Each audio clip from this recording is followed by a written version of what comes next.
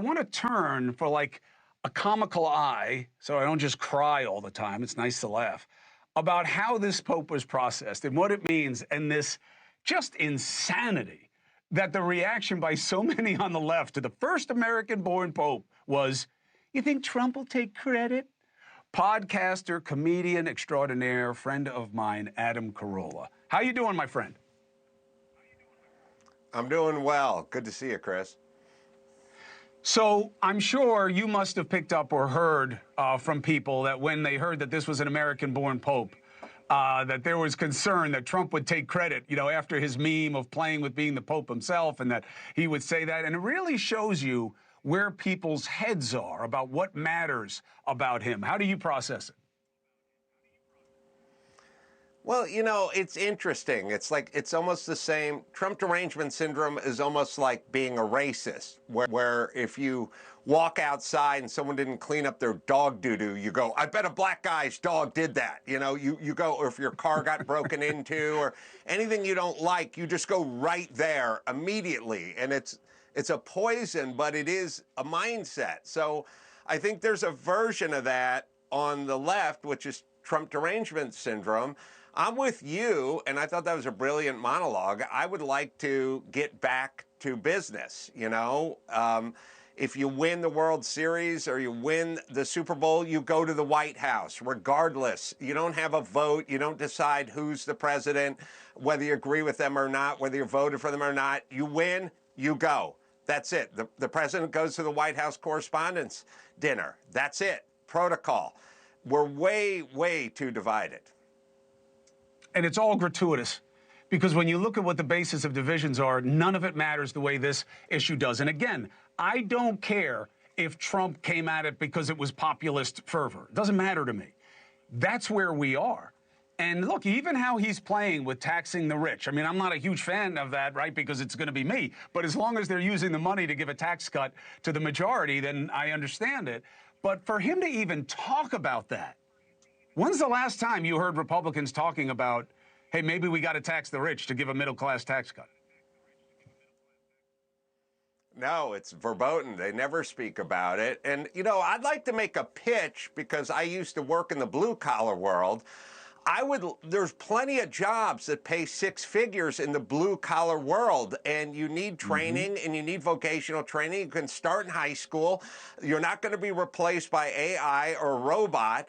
You know, it's not just either get a job at the airport or go on unemployment. There's tons of jobs, and like I'm in LA, Altadena's burned to the ground, Pasadena's got hit pretty hard, Malibu's hit, Palisades hit. We're going to need so many skilled craftsmen, and yet we're not pushing an agenda. This is money guys could make straight out of high school, 50, 60 bucks an hour right out of high school. These kids aren't going to college. They're in the inner city. Let's get them trained up. People are going to be working on these projects for the next 15 to 20 years here in LA. I never get why there's not a push for that world and that kind of vocational training. Oh, we know why. There's a snobbery.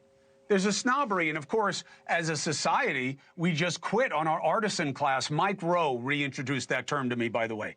I knew the term, obviously, but I had forgot to use it. That it's not just the trades.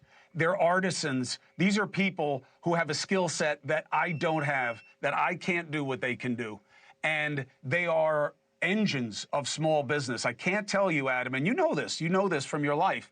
So many of the big boats, the guys that I fish with, they're members of the artisan class. They're not all just developers. They're electricians. They got 10, 12 trucks. They're plumbers. They got multiple teams under their belt, and they're making a killing. And as you said, they are not replaceable. In fact, we don't have enough of them. And it's a snobbery. And this is a great moment to remind of that. And the president has played with that a little, too, in terms of what we invest in. Yeah, we're going to need these people for the future, and it can't just be college or join a gang or college or sleep on your dad's futon for the rest of your life. A trade, and also a trade brings so much pride when you physically own a skill. It's like having a black belt in Taekwondo. You just walk around with your shoulders pulled back a little, or being an Eagle Scout or something like that. Like it's a sense of purpose. It's a sense of pride. We need these people, and I agree it's a snobbery. We should be focusing on it.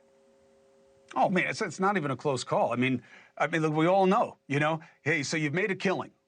You got a great house. Guess what you can't do? Figure out your thermostat. What happens when the plumbing breaks? You know, what happens when pipes freeze? Everybody's calling the same group of individuals and begging them to come to your house. I'll pay you in cash. I'll double your hour. I really need you here. It's so cold. You know, the need is obvious, and hopefully we can get our mindset wrapped around what matters in America, again, like what we prize. Instead of prizing guys who work on Wall Street, you know, how about the guys who keep their lights on? So as you watch this state of play now, 100+ days into the presidency, what have you found most funny and most sad? Well, you know, I mean, Trump is so fluid. He's a bullet train that goes 200 miles an hour, and he just throws track out in front of it as fast as he possibly can. Whereas Joe Biden was just the little engine that could just chugga, chugga, chugga, chugga. He's going 1,000,000 miles an hour. He acts like if you live in Hollywood and you work in Hollywood, there's some agents who work in Hollywood who didn't exactly get all the ladies when they were in high school, and now they're power brokers and they're overcompensating. There's an element of that with Trump. He didn't get in last time. He's got one more term, and he's gonna go 200 miles an hour and try to throw track out. If you're trying to go 200 miles an hour all the time, you're gonna get lost on occasion. You're gonna turn off. It's the same thing that happens when you're driving and you're really trying to make time. You will miss your exit. And he's missing some exits, but ultimately, I think we're going to arrive at where we want to arrive faster with that versus slow and steady wins the race. Well, listen, I'll tell you, it's the first time that I've ever seen that the main conversation in the country, and yes, it's got different aspects to it, is what are we going to do to make it better for workers? Who's going to lose? Who's going to gain? How are we going to do it? What's going to work? I've never had this conversation as often as we're having it now. That's a good thing. We'll see where it goes, but it's a good thing, and I'm happy to have you as part of the conversation. I wish you the best. I wish the best to all the mothers in your life this Mother's Day weekend, and thank you for being on the show. Thank you, man. Thank you for watching. Subscribe below and download our NewsNation app right now on your phone, and you will get fact-based, unbiased news for all Americans.